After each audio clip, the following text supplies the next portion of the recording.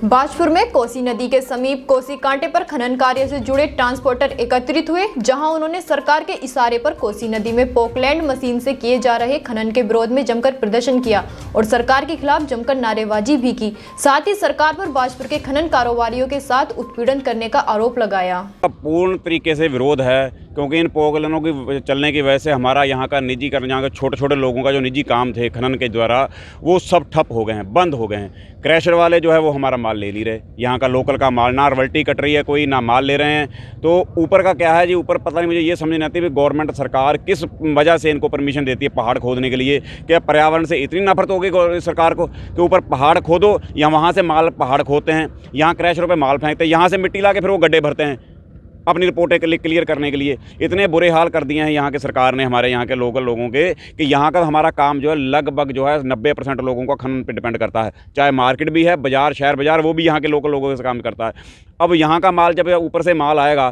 तो यहाँ हमारा माल क्यों लेंगे भाई? वो वजह क्या है? कहते हैं ऊपर वाले माल में जो है 80% पत्थर आ रहा है। जब आप पहाड़ खोदोगे तो उसमें 80 का 90 भी आएगा।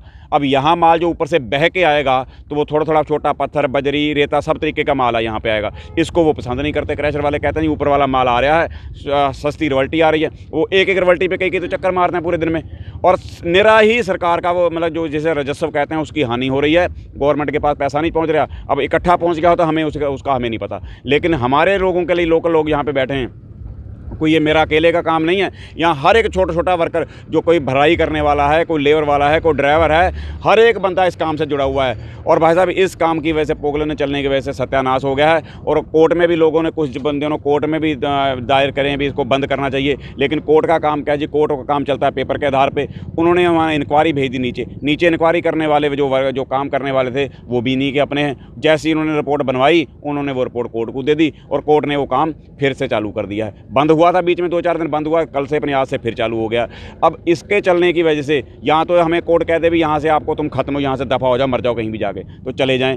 अब अगर यहाँ रहना है, ये हमारी जन्म स्थान है, यहाँ पे लोग जमे हैं, यहाँ पे मरे हैं, जहाँ पे बुजुर्गों ने आगे ज़मीनें जाता बनाई हैं। यहाँ छोटे छोटे किसान हैं, छोटे छोटे रोजगार वाले लोगों ने ज़मीनें बेच के ये खनन करने के लिए रोजगार बनाए हैं। किसी ने छोटा डंपर लिया, किसी ने टैक्स पे ट्राली करवाई। अब जो है उनका वो ख़त्म की कगार पे आज पहुँचे हैं। इसलिए सरकार से हाथ जोड़ के विनती है कि बीजेपी सरकार जो है, इन्होंने कैसे परमिशन दे रखी है अभी ये खुद नहीं देखते अभी इससे क्या हानि हो रही है हमारे प्रदेश को। सारे पहाड़ जंगल सब खोद दिए उन्होंने, और यहाँ पे जो है क्रैशर वालों को माल दे रहे हैं, पत्थर के चक्कर में दे रहे हैं, और हमारा इन्होंने बेड़ा गर्क कर दिया।